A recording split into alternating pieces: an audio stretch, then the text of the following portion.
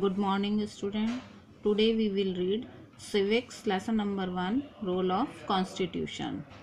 Constitution. The Constitution of the country is the fundamental law of land. The Constitution binds diverse people together by creating some basic law for them which are equal for everyone. Constitution किसी भी देश के मौलिक अधिकारों की भूमि है। Constitution के द्वारा ही सब के कॉन्स्टिट्यूशन में उपस्थित बेसिक लॉ के द्वारा ही सभी लोगों को बांध के रखा जाता है कि वो समान, प्रत्येक व्यक्ति समान है। Need for law. India is a democratic country. In a large country like India, people think differently. The desire and need are different and they follow varied culture. All this is enough to give rise to conflict among them. To maintain the order of the society and to ensure the welfare of the people, law are needed. India एक democratic country है। ये एक बहुत बड़ी country है जिसमें बहुत से लोग रहते हैं जिनकी सोच अलग अलग है, इच्छाएं अलग अलग हैं, ज़रूरतें सब अलग अलग हैं। तो इन सब चीज़ों को बहुत ही संघर्ष के बाद एक साथ रखा गया है, इसे मेंटेन किया गया है। किसके द्वारा? नियमों को बनाया गया है जिससे कि ये सब एक होकर रह सके। Legitimacy of law. The Constitution is the unlimited source of law. Only the Constitution can give validity or legitimacy to the law.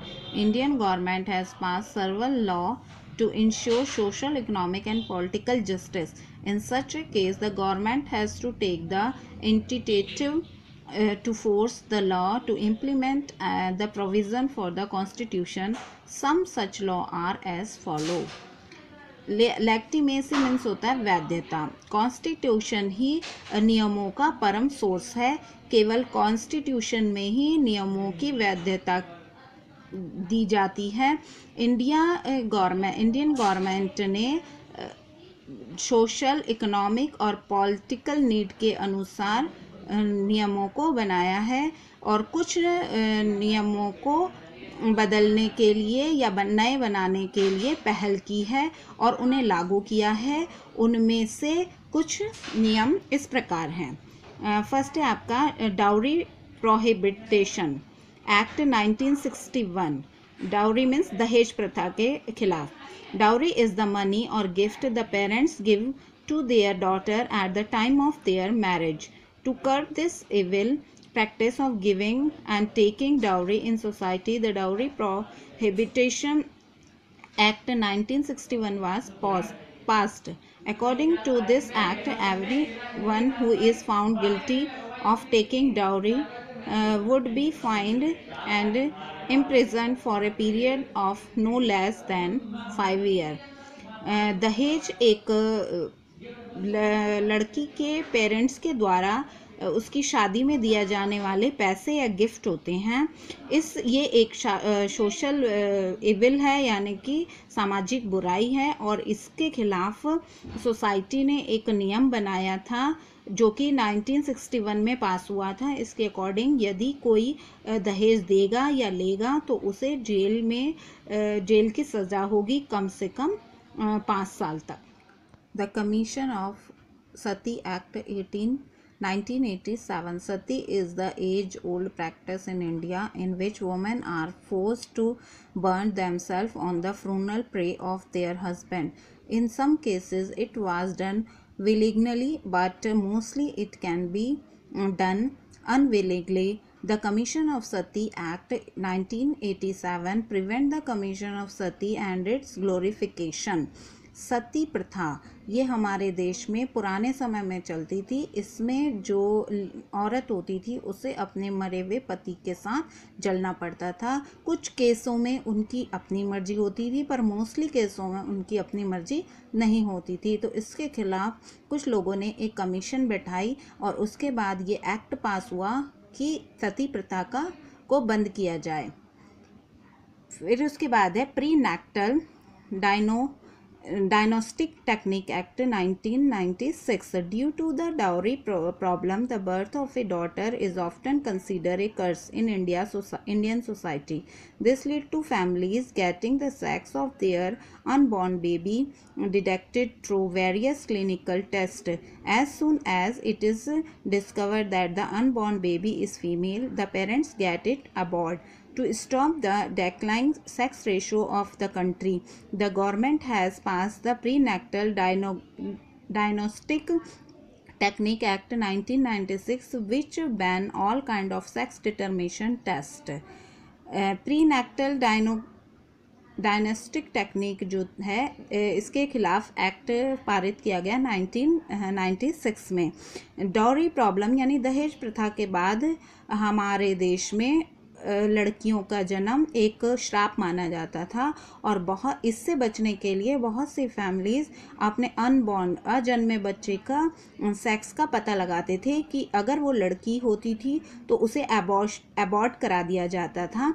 इस बुराई से बचने के लिए, इस सोशल इविल से बचने के लिए गवर्नमेंट ने एक एक्ट पास किया 1996 में, जिसके द्वारा सभी जगह पर सेक्स डिटर्मिनेशन टेस्ट को बैन कर दिया गया। Law and dissent. When a law made by a government against the interest of the people, then people protested the law by showing their dissent. This has happened quite often when India was under British rule. नियम और मतभेद. अब कुछ ऐसे भी नियम होते हैं जो पब्लिक को या लोगों को पसंद नहीं आते, तो उसके खिलाफ जो पब्लिक है वो प्रोटेस्ट कर सकती है। ब्रिटिश काल में ये जो होते थे प्रोटेस्ट, ये बहुत ही शांत तरीके से होते थे। इन मतभेदों को दो तरह से डिफाइन किया गया है। सबसे पहले है constructive dissent. The constructive dissent is a creative way to showing dissent. In this form of dissent, people show their disagreement in a peaceful manner instead of resorting the destructive ways. इसमें अगर किसी नियम से लोगों को परेशानी होती है तो इसे पीसफुल मैनर से सॉल्व किया जाता है। अब सेकंड है destructive dissent. People protest to show disagreement towards the law which are not favorable for them. We often find the student community and union blocking roads and setting public property on fire because they are not happy with the system or the law. Such destructive dissent can be bring destruction and unhappiness to all concern. Example आपको अभी बताएंगे। ये जो आपका है destructive decent. Destructive decent वह होता है कि जब कभी पब्लिक को कोई गवर्नमेंट का रूल समझ में नहीं आता है, इसे ज़्यादातर इस समय यूज़ किया जाता है। जैसे आप लोग कई बार देखते हैं कि स्टूडेंट सड़कों पर आ जाते हैं, ट्रेनों को रोक लेते हैं, पब्लिक प्रॉपर्टी को जला देते हैं, तो ये होता है आपका डिस्ट्रक्टिव डिसेंट. ये बहुत ही नुकसानदेह होता है और इससे किसी को भी खुशी नहीं मिलती। पुराने समय में एक बहुत ही फेमस डिसेंट है सॉल्ट सत्याग्रह, जो महात्मा गांधी के द्वारा चलाया गया था।